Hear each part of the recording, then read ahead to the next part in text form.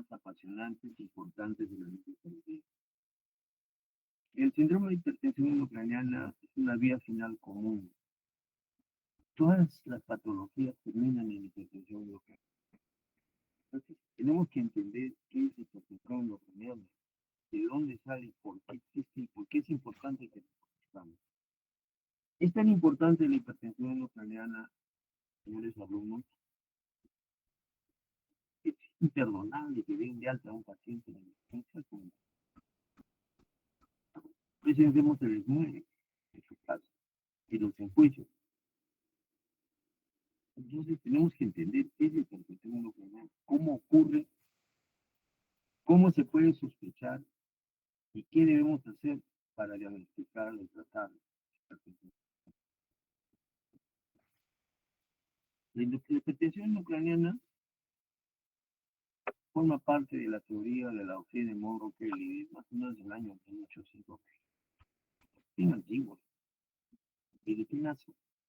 Nace de que analizando los colegas, ¿no? Monroe Kelly en diferentes lugares, en Inglaterra, en Europa, sin conocerse. El endocráneo tiene tres componentes.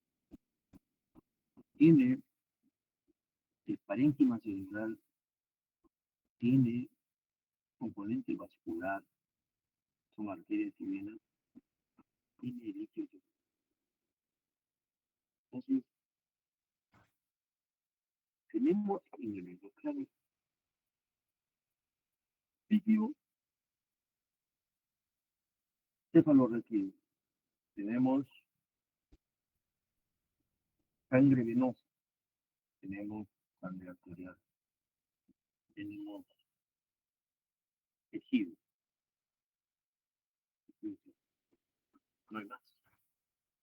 Y es una cavidad cerrada, totalmente cerrada, no hay solamente conexión a través de un programa. Entonces, debemos entender eso, que cualquier cambio que hubiera dentro se explica. Inicialmente cualquier cambio, la capacidad que tiene el cráneo de amortiguarlo es alta, pero no es total, no puede amortiguar todo. Eso les quiero decir que si algo empieza a crecer dentro, lo que fuere, ¿no?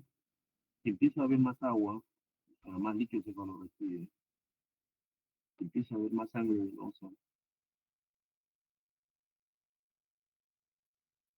con más sangre arterial, empieza a haber tejido nuevo, entonces se amortigua al comienzo hasta, hasta, hasta tener un volumen de 30 centímetros, la región supratemporal,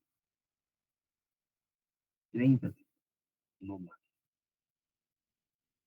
O sea, el cerebro compensa con algo intenso, es decir, algo nuevo. Y lo ven ustedes acá, en este esquema, donde se ve el tejido cerebral, la sangre arterial, el encefalorraquídeo, la sangre. Y aparece una masa que es una masa con edema. Esta masa, ¿qué provoca? Provoca, en primer lugar, hace espacio, se amortigua. ¿Cómo? Eliminando el líquido cefalorraquídeo.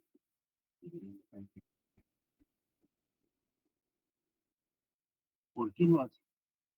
Porque el líquido cefalorraquídeo tiene una presión baja, no es igual que la presión arterial que tiene 80.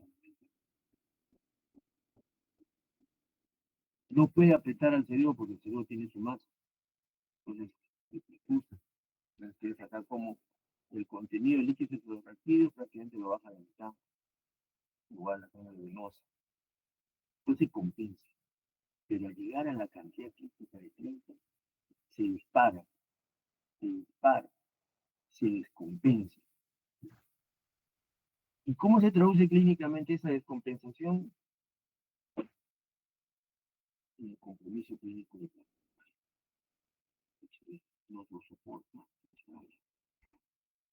enclava. ¿Qué significa enclavarse? No olviden nunca que nosotros tenemos anatómicamente una zona que se llama la clava. Es la clava, queda en la región dorsal del tronco encefálico. Es la clava. Y las amígdalas cerebrosas comprimen esa zona por la presión que ejercen, tratando de salir por la puerta que hay dentro, capaz. La apretan, ¡pac! Ahí está el centro cardiorrespiratorio. Y el enfermo inmediatamente presenta tres problemas: hipertensión, bradicardia, paro. Hipertensión, bradicardia, paro. Les vuelvo a repetir: hipertensión, bradicardia, paro. El enfermo que tiene eso,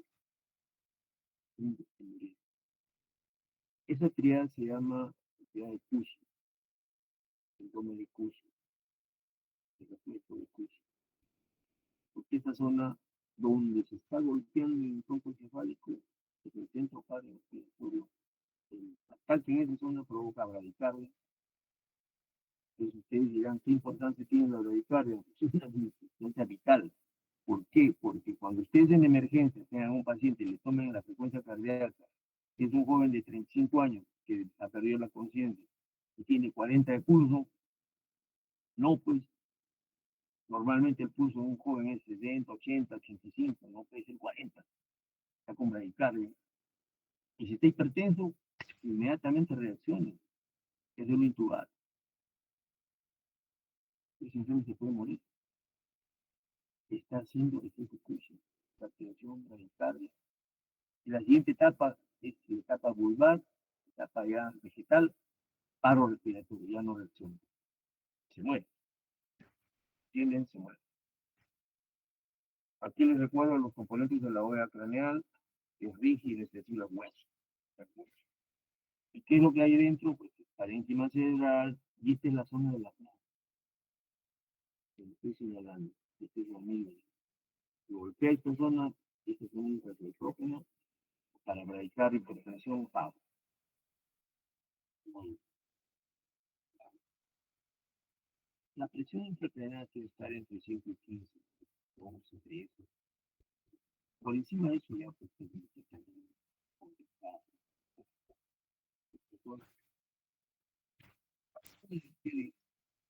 ¿cómo nos ayuda la tomografía?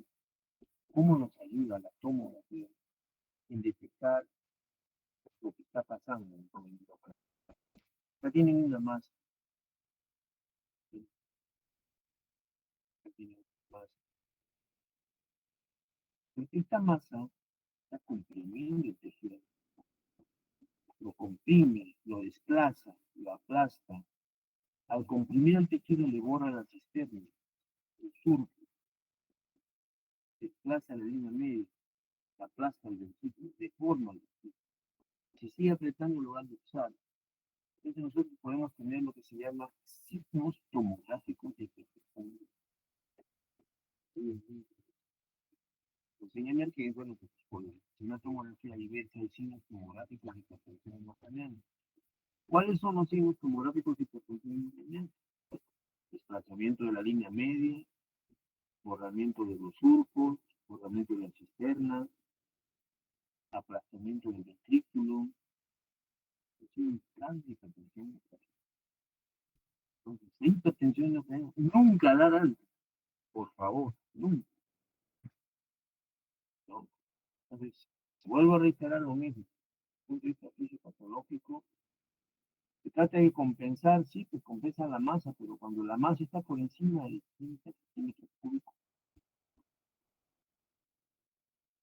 entonces ya tenemos un volumen. Un volumen. Se descompensa el paciente y hay que operar. Por encima de 30 hay que operar. Se descompensa el paciente. No es lo mismo, es como la masa obliga, pues, por un lado a sacar sangre venosa o líquido por lo requiere. No puede sacar sangre arterial porque el corazón siempre bombea a 90 milímetros de mercurio. y la masa no puede, el tejido cerebral no lo puede apretar, tampoco puede salir. Entonces, se compensa eliminando líquido cefalorraquídeo, eliminando sangre venosa, hasta llegar a un volumen que lo descompensa totalmente y el paciente pierde para perder. Básicamente lo que ocurre después de lo que les cuento es que disminuye el flujo sanguíneo, obviamente al disminuir la hipóxia. Entonces, la disminución del flujo sanguíneo se traduce en alteraciones que agravan el sistema. Entonces, al disminuir el flujo sanguíneo, no llega salud, no llegan nutrientes, no llega oxígeno. Primero hay una falla eléctrica, hay una disfunción neurológica, el paciente está alterado, síntomas de demencia, hay una falla eléctrica, hay una falla iónica, hay se falla, hay edema citotóxico, se hincha el tejido, ya viene la falla metabólica. Entonces tenemos una serie de grabaciones que tienen relación con el flujo sanguíneo cerebral. A más edema, menos flujo sanguíneo. A más masa, menos flujo sanguíneo. Y obviamente eso en el fondo lo que traduce pues, es la disminución del aporte de oxígeno. Al no haber oxígeno hay diferentes problemas, porque mientras tenga una PO2 de por encima de 50 está normal. Pero a medida que empieza a bajar, aumento del lactato, empieza a aumento de la proteínas, ya no hay ATP, ya hay alteraciones mitocondriales, no hay energía. Hay que seguir por la, y obviamente lo que se puede hacer. Entonces, como ven ustedes, la hipertensión endocrinal trae todo eso. Al final, la hipertensión endocrinal disminuye el flujo sanguíneo cerebral, disminuye el aporte de oxígeno, no hay ATP, no hay energía, se altera la mitocondria, hay falla metabólica, hay falla iónica. Todo eso provoca la hipertensión endocrinal. Tenemos que estar atentos. ¿Cómo nosotros podemos conocer la perfusión cerebral? La perfusión cerebral, la presión de perfusión cerebral, o sea, cómo saber con qué presión llega la sangre al cerebro, lo conocemos en forma, digamos, pie de la cama en la sala de UCI de neurocirugía. Nosotros en la sala de UCI tenemos todo eso, neurocirugía, con una ecuación que se llama presión de perfusión es igual a la presión arterial media menos la P. ¿Y cómo tenemos esos valores? Bueno, la presión intracraniana la podemos obtener a través de un sensor de presión intracraniana. Coloca. Desde hace unos 25 años ponemos sensores en la realidad. Sensores de presión intracraniana. Son sensores caminos que se ponen dentro del cerebro, tanto al ventrículo como al paréntesis. Entonces, colocamos los sensores y sabemos qué presión hay dentro, porque hay máquinas que miden la presión intracraniana. Ojo, estoy diciendo que se colocan sensores al ventrículo y sensores al paréntesis para saber qué presión intracraniana. Si colocamos el sensor, nosotros lo ponemos a través de un hoyo de tres para un tornillo, el sensor al paciente y también le hacemos la línea arterial con un catéter de la arteria radial, miramos la arteria radial y tenemos la presión sistólica. Viendo la sistólica y la diastólica, calculamos la presión arterial media. Entonces, ¿qué hacemos? Estamos la presión arterial media en la presión intracerebral. Ya sabemos lo que pasa. Ya sabemos qué presión de perfusión cerebral tiene. Entonces ya conocemos también. ¿Ya? Ahora, todo esto nos permite conocer qué está pasando. Cuando la presión arterial sistólica baja, las arterias, y cuando la presión arterial sube, se cierran, hay vasoconstricción. Y eso lo conocemos empíricamente cuando existe una crisis hipertensiva. Cuando un enfermo tiene crisis hipertensiva, o sea, llega a emergencia con, por decirle, 240 de presión sistólica y 150 de diastólica, está con crisis hipertensiva, es gravísimo, ¿por qué puede hacer? ¿Qué puede hacer? El trapo de las arterias están totalmente cerradas, están filiformes por vasoconstricción. O cuando el tipo tenso, hay dilatación, aumenta el hecho. Por eso es el informe empírico. El flujo sanguíneo cerebral, y hemos hablado sobre la importancia, que necesita mucho ATP, se saca bastante ATP, ¿no? Gasta más ATP en la sustancia, necesita más oxígeno, más flujo también en la sustancia gris, que es casi 80 mililitros por 100 gramos por minuto. El cerebro se paga prácticamente el 2% y bastante consumo de oxígeno en glucosa para el ciclo de Krebs y de mitocondria. Entonces tenemos bastantes ideas para entender lo importante que es mantener una buena presión de posición cerebral para que haya una buena autorregulación. Si el paciente está con baja presión, no se. Si está con alta presión, no se pierde la. Entonces tenemos que tener eso en cuenta. Es importante evitar un poco dar el edema cerebral. ¿Por qué? Porque todo eso va en contra de la autorregulación. Aquí tenemos la ecuación que les hablaba para encontrar la presión arterial medio, utilizando la presión sistólica y la diastólica. Son tres ecuaciones que ayudan mucho a encontrar la presión arterial. Ya la PIC la encontramos a través de todo. La presión arterial media con catéter en la arteria radial para hacer las exponenciales sistólica y la diastólica. Hace eso se forma una presión arterial. Entonces, tenemos que entender que para nuestro paciente es vital, es importantísimo tener un valor normal de presión de nuestra actividad estar entre 60 y 100. Generalmente pedimos que la presión de sea ¿por qué? Porque en base a eso se autorregula. La autorregulación cerebral uno la favorece, uno la con una buena presión. Entonces, que hay bastantes tipos de autorregulación, presión metabólica, la presión, con la viscosidad. Pero lo importante es que la presión para evitar, para evitar daño metabólico, para evitar daño el daño metabólico, el potasio, el pH, la cirrosis, cuando va a producir.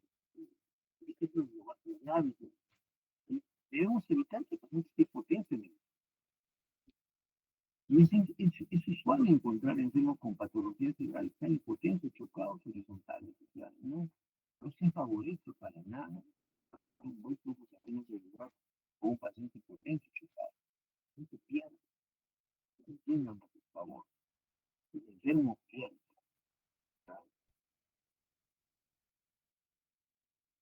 Acá tienen ustedes, en resumen, cómo si el enfermo está mal saturado en oxígeno,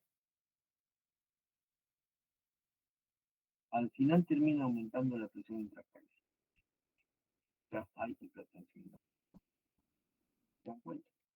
El hipóxico, el ácido láctico, la muscularidad, hay más edema, se hincha el cerebro, hay más hipertensión endocrinal. Al haber hipertensión, baja el flujo sanguíneo, menos oxígeno y eso es importante. Para eso estamos para cortar. Desde acá, cuando el paciente está chocado, está con vasos, hay dilatación vasoconstrictiva. Cuando está con hipertensión, hay vasoconstricción. Está cerrado. Pierde la autorregulación en esos extremos que hay que evitar. Tiene que tener una buena presión. y quema por debajo de 50, se abre. Por encima de 150 se cierra. Y todas esas cosas distintas. Y obviamente, esto tiene relación con el paciente inconsciente, el paciente que está, digamos, por consumido. No mentira. ¿Por qué? Porque la enfermedad cerebral afecta el centro de autorregulación del eje y empieza a hipoventilar. Al hacer hipoventilación, al no respirar, que ocurre frecuentemente en emergencia, empieza a retener CO2, ya no bota el CO2, queda en el pulmón. Y al ocurrir eso, tenemos que entender ahora, alumnos, la necesidad de intubar a ese enfermo. ¿Para qué lo intubamos? Lo intubamos, uno, para eliminar el CO2 y dos, para darle oxígeno.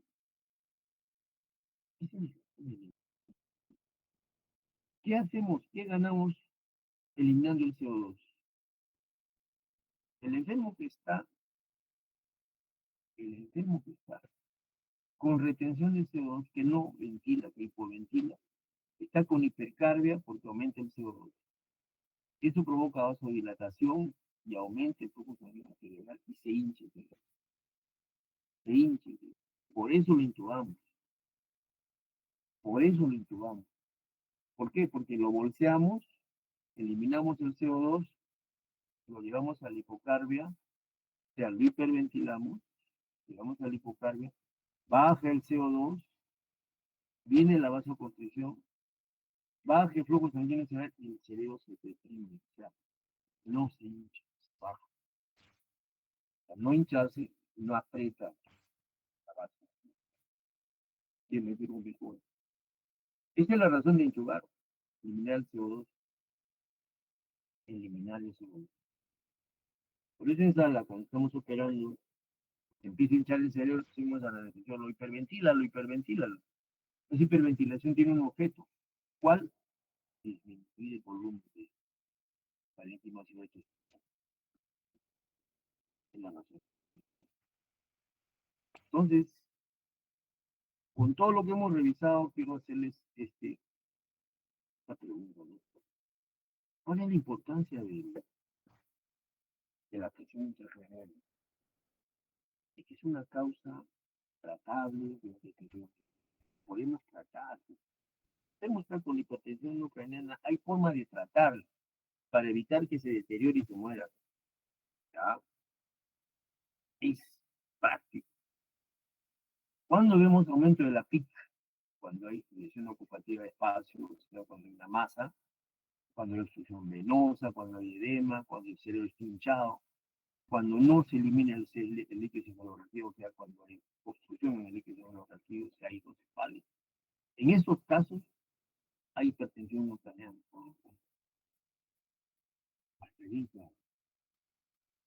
Cuando disminuye la presión de presión cerebral, cuando cae la presión cerebral,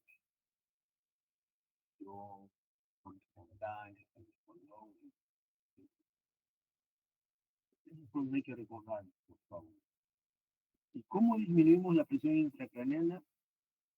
Es acá. ¿Cómo la disminuimos?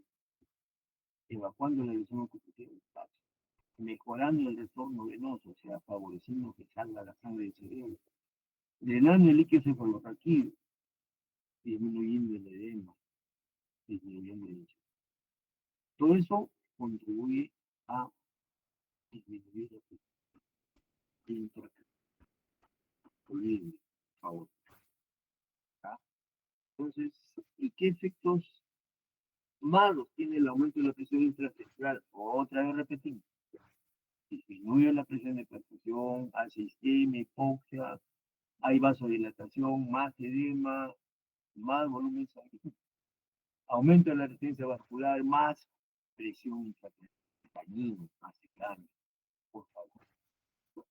Todo lo que hemos hablado en forma clínica, ¿cómo se presenta? Ya, muchísimas gracias.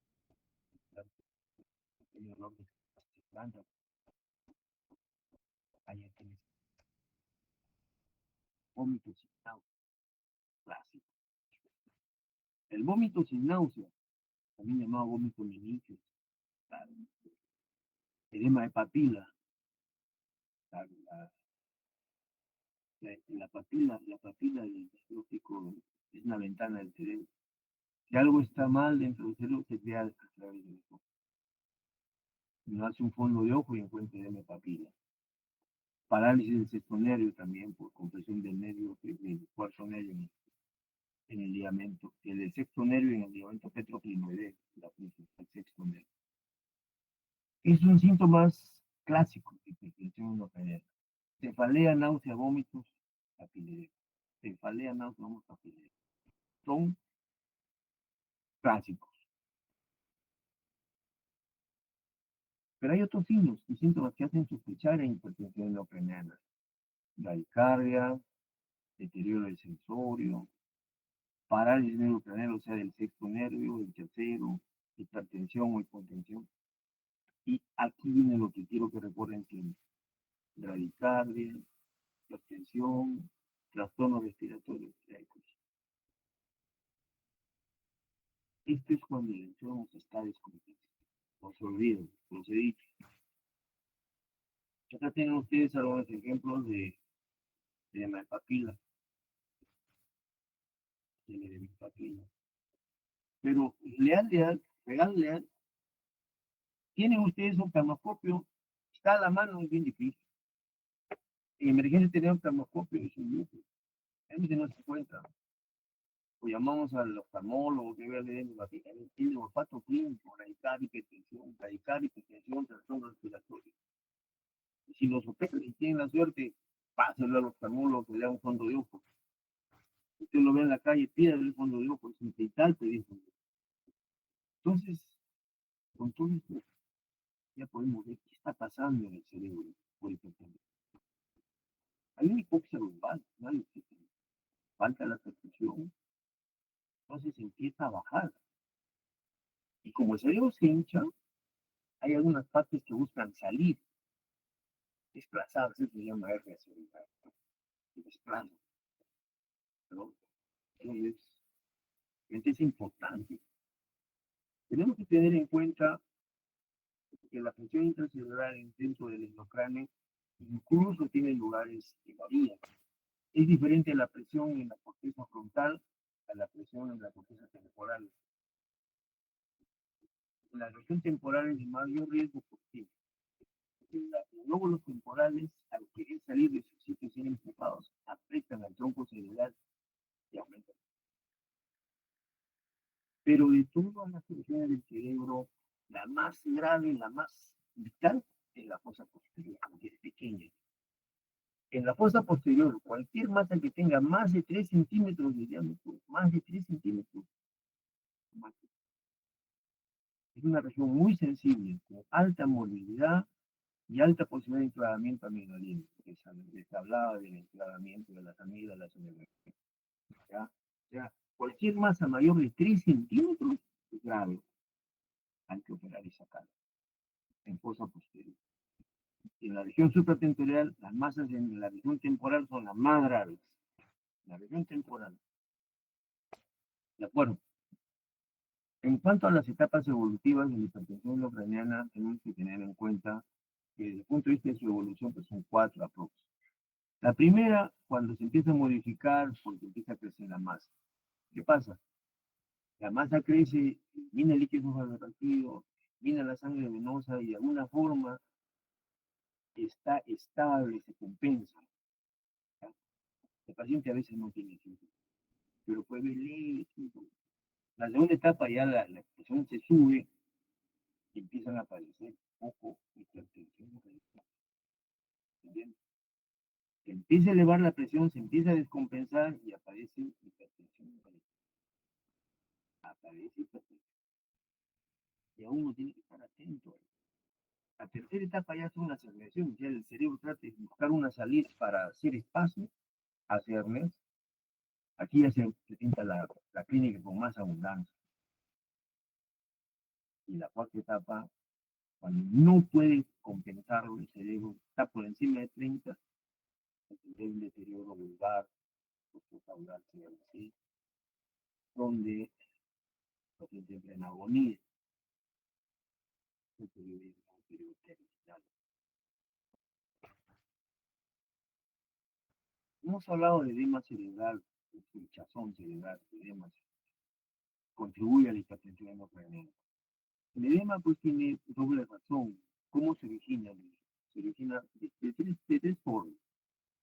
El edema vasogénico es un edema porque aumenta la permeabilidad de los capilares.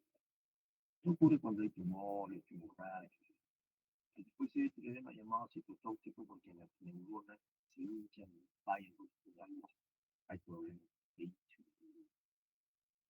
Y el tercer tipo de edema es el intersticial, el que pasa a través del líquido cefalorraquídeo que empuja y aparece generalmente en el hidrocefalo por aumento de la presión hidrostática. Entonces tenemos citotóxico, vasogénico y intersticial. Este tipo de edema. ¿Está claro? Este tipo de edema. ¿Cómo se compensa? Hemos visto, desplaza líquido, desplaza sangre, desplaza viento y desplaza tejido cerebral. La parte que hablábamos de la fermentación. Entonces, cualquier masa, por aumento del tejido, por aumento del volumen, por aumento de la sangre, o hemorragia, etcétera, aumento del tejido se traduce en ¿qué pasa? Se desplazan las secreciones cerebrales hacia otro lado. Por ejemplo, cuando hay una mamá epidural, como es acá, o subdural, se empuja el tejido hacia el otro lado. Cuando es una masa que viene de arriba abajo, golpea el tronco encefálico. Cuando es una masa temporal, comprime el cerebro al bulbo. Y cuando es una masa de la amígdala, aprieta la está en el centro cardiovascular. Entonces, la masa grave es el temporal. Por eso le decimos, cuando hay hipertensión de temporales de alto riesgo. Otra masa grave es la región de la fosa posterior.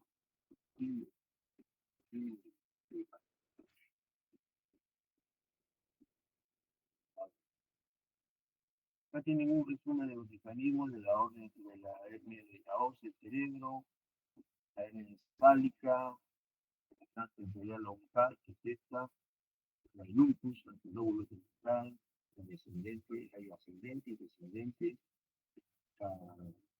y la hernia de la vida.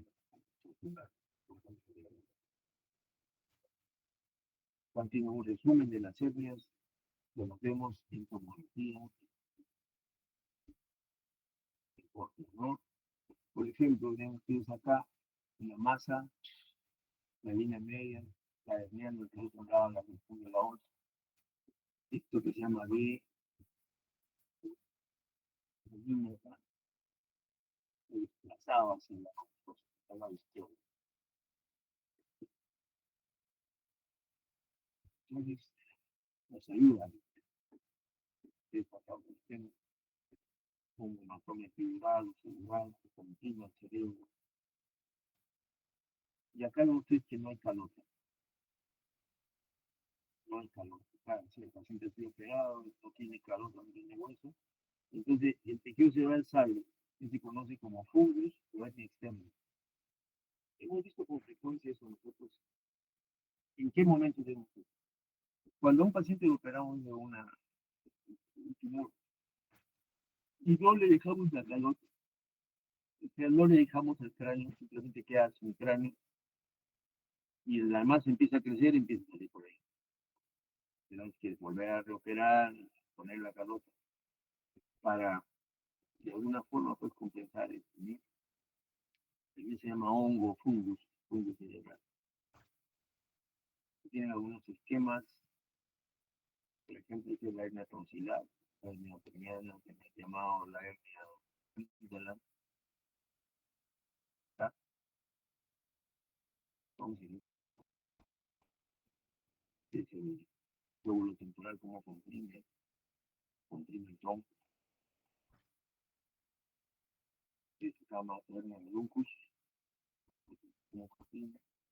Acá está libre el lucus, está apretado. básicamente por familiar, si esposo y patrón. Es frecuente verla en el lupus, en el local, cuando hay hematomas fibrosas. Y siempre con la nuestra temporada central tuvieron beneficios gigantes. A veces se enclavan, he visto un enclavamiento de esta hernia, de podernia, como un chiquicete gigante. Y en amigdalina es frecuente en niños, muy frecuente en niños. Se tiene vómitos, se tiene nunca coma, carga, paro, por el. ¿Sí? Entonces, estamos viendo que con el progreso, todo ese tipo de problemas han sido evaluados por tomografía. Entonces tenemos lo que se llama la escala tomográfica de Marshall para ver cómo nos podemos ayudar con Marshall. Marshall 1, Marshall 2, Marshall 3, Marshall 4, 5, 6. Y voy a tratar de lesiones difusas, lesiones focales. Difusas son pues por todos lados, ¿no? Focales. ¿Cuál es la importancia de esto? Tienen que ver ustedes que el Marshall 4, tiene 100% de protección. 100% de protección unilateral. En línea ideal no hay 5%, tiene 100% de resultados altos. Y en Marshall 6, más de 25 mil evacuados son lo que me entienden ustedes, 30 mililitros para que digan 30 mililitros, encima de 30 evacuados. Ya, casi 85 mililitros. Entonces, más encontrada, más evacuada. No perdonar. Entonces, acá les presento un resumen de lo que ustedes tienen que encontrar en emergencia en tomografía o en resonancia. En tomografía o en resonancia. ¿Qué es eso? Masa. Efecto de masa. Entonces, cualquier masa dentro del cerebro para ustedes tiene que ser negativo, tiene que ser daño para el enfermo, peligro para la vida del paciente. ¿Cuándo se ve eso? Cuando hay admisión, ustedes ven una masa persistente. Cuando hay desviación de la línea media, cuando hay borramiento de los ventrículos, borramiento de los surcos, de los sistemas nasales, de los sistemas cuadricephales, de la sistema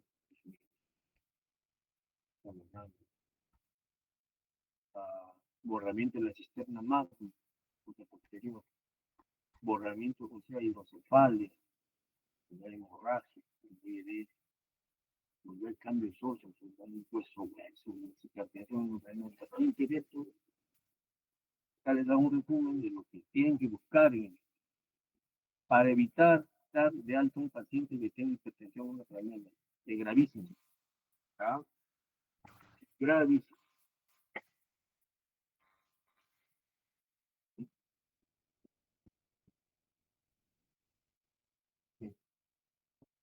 Sí, sí, pues dice, estoy buscando plata, estoy buscando plata, miren.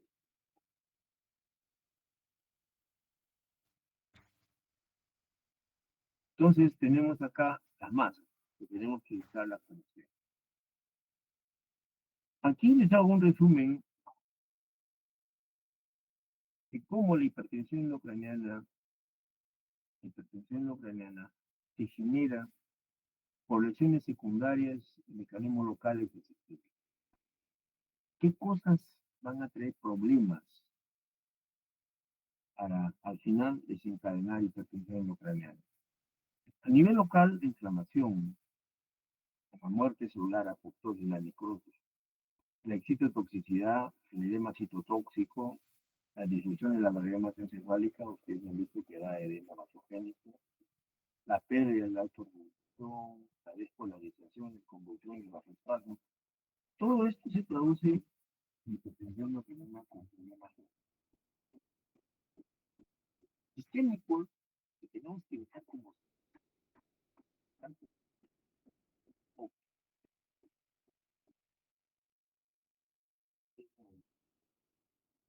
como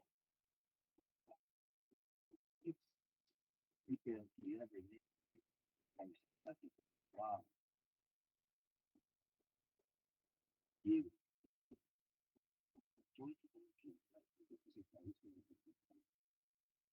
eso lo vemos en emergencia, con mucha frecuencia, tenemos que evitarlo. Sí.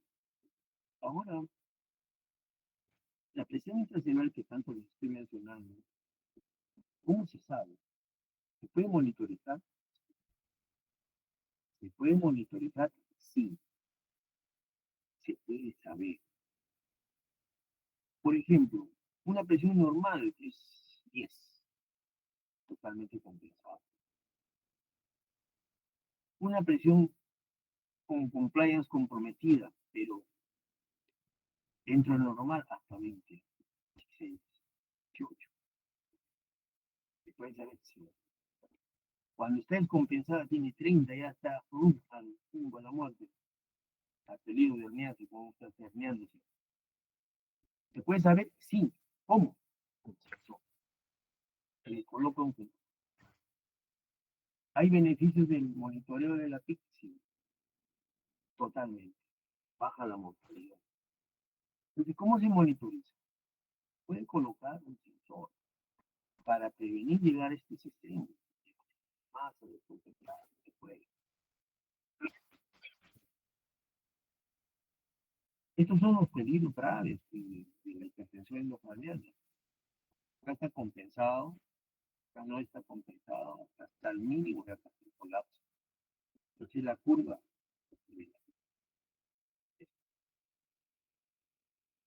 Entonces, hay que monitorearlo.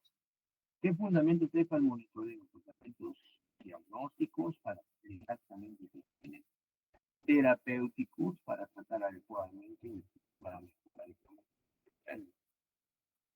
¿Por qué? ¿Por qué diagnóstico? Porque a veces, nosotros podemos planificar de que tiene hipertensión endocrinal y cuando hacemos la función no tiene. Podemos decir que ya está con hipertensión, está muriendo. Hay que hacer tratamiento compresivo. Colocamos el sensor, hacemos tratamiento y mejor, mejor. Y estando monitorizado, nosotros podemos hacer un adecuado tratamiento, un excesivo tratamiento y el monitor nos dice, ¿por qué? Porque si nos pasamos, al enfermo lo podemos llevar a la hipotensión intracraneana, o sea, secamos el cerebro y es más dañino. Entonces, con el sensor traemos hasta donde vamos. Realmente el uso ha sido brutal para nosotros, muy bueno. Entonces tenemos sensor, como les expliqué hace unos minutos, intraventricular, donde ustedes acá llega al ventrículo, o intraparenquimal, parenquimal. El epidural subaracnoideo ya no lo usamos, ya no. Lo usamos a todo nivel, usamos en TEC, de 3 a 8, cada lado, hemorragia intracerebral, la de 8, fecha de relación, hemorragia intraventricular, vale, hemorragia de bajo grado, o sea, hemorragia severa. Simplemente lo usamos, eso basta. De todos los dispositivos, pues, se comparan cuáles son los más adecuados, ¿no? Los intraventriculares se desinfectan, pero hay que hacerlo. No tratamos monitor caminos, usamos, como le dije, para hacer detectores, así cubierta el sector, es un esquema para hacer el monitoreo de la pista. Tenemos el Cosman también, otro tipo de sensor que también usamos para, para tener desde noticia al cero y que empiece a trabajar adecuadamente. Hay contraindicaciones para el monitoreo de la pista. ¿Cuál es la contraindicación? No estar admitidos de que el paciente tiene coagulopatía. Usuario de farina, usuario de cualquier anticoagulante, está hemos visto ha pasado. Es la única continuación que estoy con mi paciente. ¿Cuándo se indica? En todo enfermo que tenga un glauco menor de 9, lesiones ocupativas de espacio que han sido operados, cráneo encefálico con lesión intraxial no evacuada, que puede crecer, en fin, se hace ante cualquier sospecha de mala evolución que requiere tratamiento de motivo. Si ha tenido experiencia, sí le pasa. Tenemos una tasa de infección en 10% aproximadamente, ¿no? No es problema, tenemos que seguir trabajando. Entonces, buscamos las zonas de detección, especialmente esta que se llama la obnosidad, la onda de hipertensión localiana, obnosidad, forma parte de medio intensivo. ¿Cuánto tiempo? Generalmente lo tenemos una semana, pero llegamos hasta 21 días. Muchas veces se contamina, pero le salvamos la vida. Le salvamos la vida. El mayor cuidado que tenemos que tener es que tiene que estar bien calibrado, bien colocado, bien puesto, para que no haya problema. Lo ponemos en todas las masas, han visto ustedes. Entonces, ya con monitor, ¿qué podemos hacer nosotros para tratar nuestra hipertensión? Básicamente, posición de la cabeza, la sedación del paciente, eliminar el líquido de hemorragia a través de la del monitor, ópticos, tipo monitor, hipertónico, soluciones hipertónicas, hiperventilar al enfermo como en clínica local, controlar la temperatura, llevar al paciente a la hipotermia, quitar las convulsiones, darle en algunos casos han hecho como si todo falla con con eso. Posición de la cabeza. Tomamos la línea media para el drenaje óptimo, 30 grados. 30 grados de posición.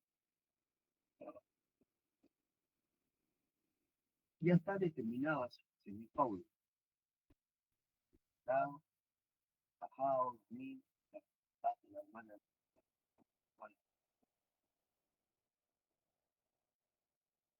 Siempre en semipaulo. Tal parte, favorece. Nunca usar soluciones hipotónicas.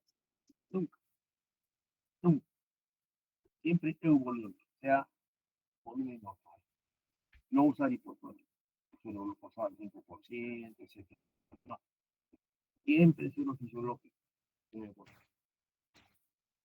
Evacúa el líquido cefalorraquídeo con derivación ventricular externa, dirigida al ventrículo o a través del ventrículo.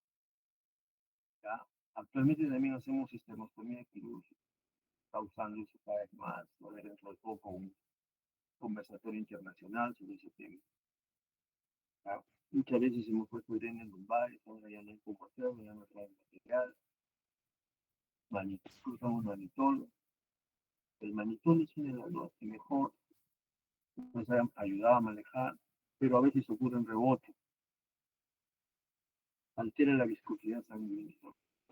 Muchos usan la solución salina hipertónica. Con la experiencia que hemos tenido, el manitol lo usamos más en patología vascular y la solución hipertónica en la patología traumática. Soluciones hipertónicas. Hiperventilamos al enfermo, como le dijimos, colocando, sin llevarlo a la alcalosis, ¿no? Porque si uno lo baja, ahí tiene que estar más o menos entre 30 y 35. En menos de 30 ni por encima de 30. No irse al extremo, pues. Hay que tratar las convulsiones para evitar el consumo del flujo sanguíneo cerebral.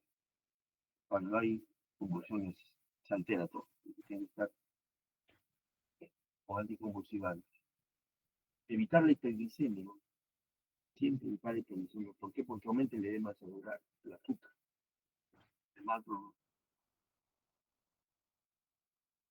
En algunos casos ya no lo hacemos, digamos, con coma barbitúrico. El problema del coma barbitúrico es que se requiere bastante monitoreo. No, la experiencia ha demostrado que no va tanto. No usamos mucho. Efectivamente no. Temperatura, sí, usamos hipotermia. Hay máquinas de hipotermia. Disminuyen aquí, bajan hasta 32 grados y mejoran. Usando hipotermia y hemos evitado muchas operaciones. O sea, realmente es utilísimo la hipotermia. Esteroides no. Los corticoides aumentan la presión urinaria, aumentan la presión pulmonar, ¿no? Bastante sepsis, digamos. Usamos mucho en los 80, 90, sí, bastante, sí. Muy grande. Esas son las medidas generales y las medidas específicas para manejar, tienen que saber las de memoria. Acá tienen algunas pautas para manejar en diferentes etapas. Les estoy enviando una separata también, un paper con este nuevo estilo de trabajo que se llama GOSCAP. ¿Qué significa GOSCAP? GOSCAP es la capa del gorrito del fantasma. Personas en esa la G de glicemia, darle una buena hemoglobina por encima de oxígeno, antes de todo el vital, bajar la temperatura, post, buen confort, sedación del paciente. A es la presión arterial y P el CO2. O sea, se dan cuenta. Y se maneja prácticamente es el 538. Lo más importante para evitar un daño cerebral. Para que ustedes este trabajo se lo van a llegar ahora y terminar la clase, GOSCAP, el mercurio aguda, que tienen que recordarla para usarla en emergencia. Usen siempre. Este acrónimo ayuda a mantener las cosas bien en emergencia. Bien, para terminar, si todo falla, ¿qué hacemos? Si todo lo que hacemos no es útil y el enfermo empeora, se deteriora más. Entonces, ¿qué tenemos que hacer? Lo único que nos queda es la glototomía compresiva. Y es bien a la glototomía compresiva desde la época de Cushing, en el año 1914, en la Primera Guerra Mundial, que decían que la glototomía compresiva para el herido de bala. No es nuevo, pero se dejó de hacer. Y se hacía, entonces hay estudios anecdóticos, decía, bien, tengo 4 casitos, 3 casitos, 5 casitos, en fin, ninguno dio a doble ciego, ninguno. Entonces, realmente no había muy buenas cosas. Acá, la anatomía unilateral o bilateral, sus indicaciones de la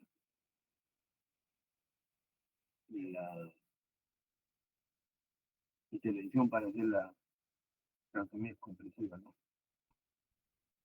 Generalmente cuando el clínico sea no da mal, mal. Entonces, la anatomía comprensiva se remueve para darle espacio, para aumentar el volumen, para que se adapte el cerebro a ese hinchazón y crear espacio para que se reacomode el cerebro. Entonces, la anatomía comprensiva la hemos empezado a usar con bastante frecuencia desde el año 90, 85, por ahí. En esa época usábamos anatomía comprensiva y el cráneo lo poníamos en la pared abdominal, en la bolsa de marsupial, la bolsa de canguro, y le poníamos en el hueso, la pared abdominal. Ahora no, ahora el hueso se envía para el banco de órganos, que ahí queda.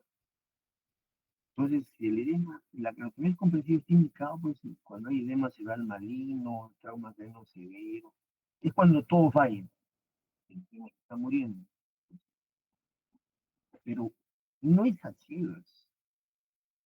La anatomía comprensiva actualmente ha sido guiada porque han habido trabajos que se han hecho desde los años 90 para adelante, ¿no? Desde el año 2000 básicamente. Por ejemplo, tenemos un trabajo, el primero que se hizo fue el DECRA. El DECRA se hizo en Australia, se llama DECRA, de Complex Cranectomy Trial, con 210 pacientes. Esa era su idea, ¿no? Llegar a 210 pacientes. O el resto que se hizo en la Universidad de Cambridge, Inglaterra con 640, con Hutchinson. Nosotros hemos trabajado con Hutchinson. Hutchinson es bueno. Yo tengo acá el paper publicado en el New England Journal de Medicine del DECRA.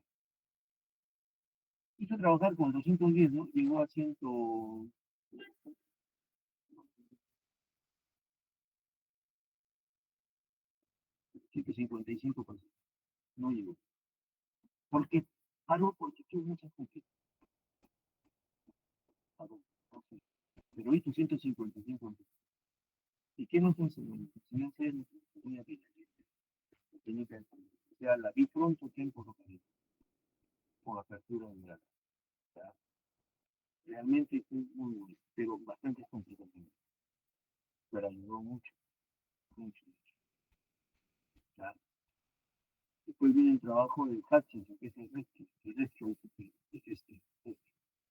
Aquí hemos participado nosotros, es la nómada con objetivos pacientes, hasta la el esquema de trabajo, ¿no?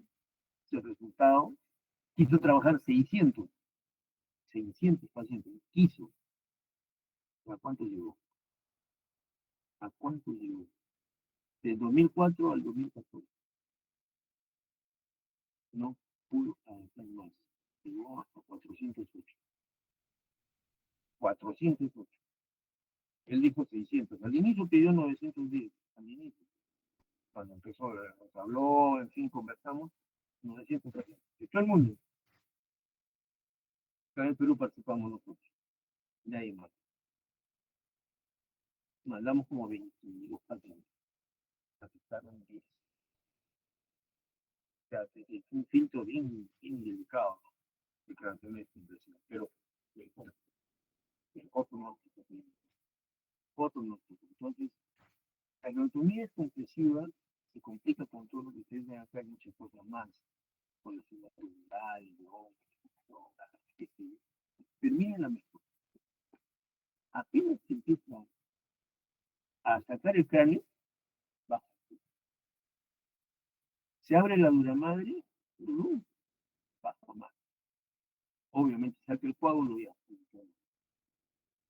útil, pero tiene que ser una descompresiva, puede ser tamaño grande, no un huequito chiquito, no, tiene que ser una buena anatomía descompresiva, grande. Y lo hemos hecho con éxito. No, porque ya tengo las imágenes de una bipolar, tipo, que decía el DECA, de Colín, el bilateral, el bilateral, que tiene el ejemplo de un chiquito que se está muriendo con un ciudad agudo, se le hace la comida como se hincha el cerebro, se le amplía más todavía, hinchado, se le corre. Hasta muriendo ese chiquito, en un que haya pozo operatorio y otro pozo grande. Después, casi años, me da gusto ver una criatura que está muriendo, como se parte el trabajo. También hemos usado la craniotomía compresiva cuando hemos tenido que operar a pacientes con ruptura de hematomas de aneurisma en el valle siliano, en mal estado. Casi igual, la craniotomía compresiva, se quita la nariz, después se le pone el hueso. Con buena evolución. Entonces, ¿qué nos ha permitido explicarles a ustedes de la craniotomía compresiva? Que la presión intracraneal, o sea, la hipertensión intracraneal es un origen provocada por muchas causas. Esofagogénico, edema citotóxico, hiperemetricidad, falta de oxígeno, apoptosis, hipermetabólico, todos estos cambios moleculares, estructurales en el organismo. Pero, ¿qué se recomienda? Primero, seleccionar adecuadamente a cualquiera de los genes. Tiene que uno estar bien convencido y seguir al enfermo. Pues buscar el mejor momento para operar, no alocarte, ni tampoco dejar a suerte. Hay que ver todos los neuroparámetros para tener que ser. Hay que hacer una intervención estándar, no que uno haga un huequito que es un poquito más grande. Una vez un médico me dijo sacó solamente la mitad del hueso de la fosa posterior del cerebro, la mitad. Tenía que haber sacado todo, no, sacó un pedacito. Tengo que volverlo a operar. Tiene que ser estándar, tiene que haber seguimiento. Entonces, entender lo siguiente, que el mal manejo de un paciente después de una craneotomía es letal. Estamos en el... Ya terminé este trial de hematoma subdural agudo, que también trae problemas, como ven ustedes acá, como el hematoma desplaza la línea media, el septum pelúceo que va hacia el otro lado, aplasta el ventrículo, hipertensión allá. Entonces hay un trial donde se ha hecho medias comprensivas para sacar el hematoma y optimizar el enfermo. Entonces, desde acá, coágulo, y ya se publicó el resultado. Entonces, la craneotomía es compresiva, ver la eso es la craneotomía. No, realmente no de cambio. Y bien, eso es lo que tenía que ofrecerles a ustedes. ¿Alguna pregunta, por favor?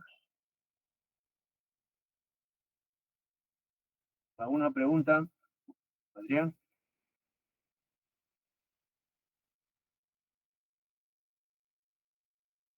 Hola. Parece que no hay nadie.